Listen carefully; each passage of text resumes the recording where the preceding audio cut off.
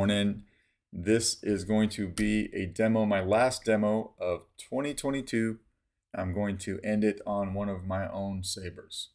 Everyone probably knows this saber by now because I've posted so much of my progress, probably too much, right? But I was excited to get it done, and I've made several live streams. One was designing the chassis and everything, but I'd like to do a full demo on my build and then give my shout out one more time to my buddy Benji Graham over at Nerfherder Customs, who's not just a reviewer of sabers, but he actually makes them and installs them too. So not just a reviewer. All right. But anyway, this is the Scrapflex from him, installed with a Proffie. I did a little bit of a modification here to put some switches in. So I had about 3 of these little indents. I had one here, and it looked the same over here, but I came in with a Dremel and I just drilled that. I dremeled that all the way down so that I could fit this little 3D printed box that I put in here. 2 tactile switches, and then when I wired those up, I glued a cap on them. So the only thing sticking out really is the switch tops. Very low profile. If you can see that up against my hand, they don't stick out hardly at all, but they are very easy to press with my fingers. So they're not getting in the way, and it works out really well. Kept this red Scrapflex button as a blade retention screw. So if you look in there, you can see that sticking into the emitter a little bit. This has running a stock V3 NeoPixel connector. And then how you get to the chassis is you just want to unscrew the handle. This was probably the most time consuming for me, is because when I designed this, let me take this off and I'll show you here. I think I made a live stream. Well, I did make a live stream when we were all designing chassis one day. I designed this chassis on the live stream, and then I also designed the crystal chamber along with it. But I wanted the chassis to be printed in MDF, so I sent that off to be printed in MDF through a company in Idaho that I use because I like them. I used to live in Idaho, and I just like supporting that business. And then I used Craft Cloud to send off my crystal chamber design to be printed in brass. So that's there, and then I got 2 copper rods running through my crystal chamber, one there and one there. That might be kind of hard to see, but those are for my wires, so there weren't any wires showing on this build at all. There's no wires showing on this build at all, really, and that was very hard to do, but you know, we got it. Removable battery, obviously, fully enclosed 28mm Smuggler's Outpost speaker, my Proffie board. This had enough room to where I can get to my SD card and my USB here. I don't have to move the board, so I went ahead and I adhesed it down. Got my OLED screen over here. I do need to tweak the OLED screen animations a little bit because they're not quite doing exactly what I want them to do, but that's an easy fix down the road. You know, after all this work, I still wanted to do the demo on it.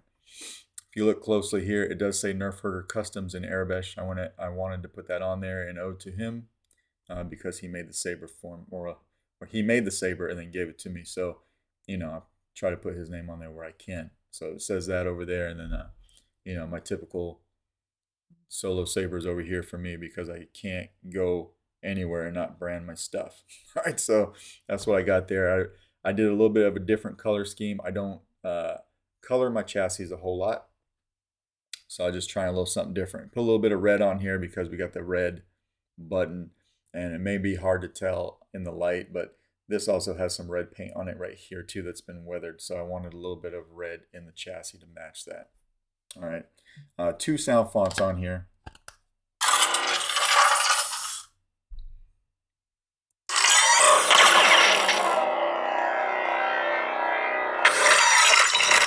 I am a Jedi. This sound font is the Village Bride from Kyberphonic. It's his new sound font. I really enjoy it, so I put it on here. As you can tell, obviously, I have some accent. So I've got a 9-pixel accent here in the chassis. I have another 9-pixel accent on the other side.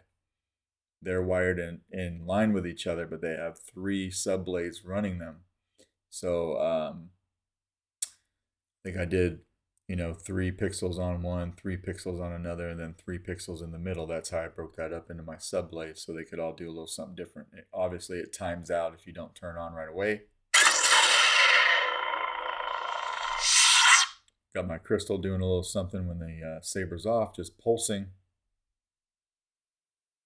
And we'll turn it on.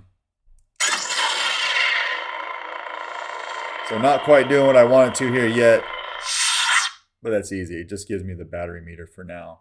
I'll go in there and I'll play with that. Sounds really good when the handle's off, but when you put the handle on, this thing just goes into beast mode. If I were to put the handle here and you look, you see all that room I have in the back for sound resonance. I mean, it's ridiculous, right? So one time with the handle off, that's what it sounds like, right? And then with the handle on, try to keep it in the same place so hopefully you can tell the difference. Super bassy, right?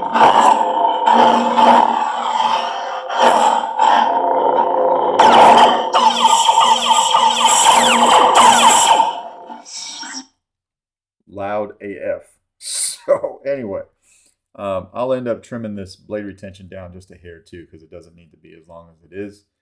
But again, these are just some minor tweaks that honestly, I'll get around to it when I get around to it. All right. It doesn't affect the saber at all, so I just haven't done it yet.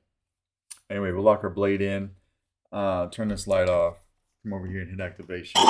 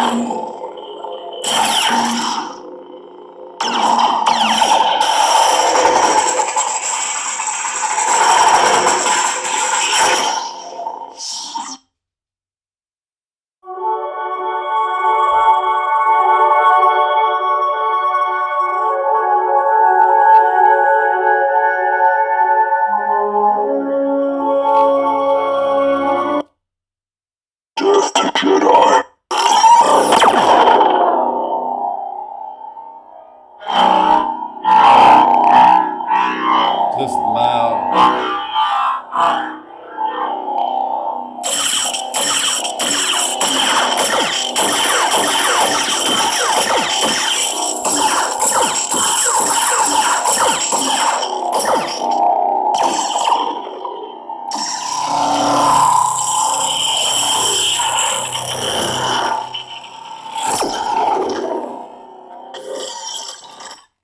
Just like that.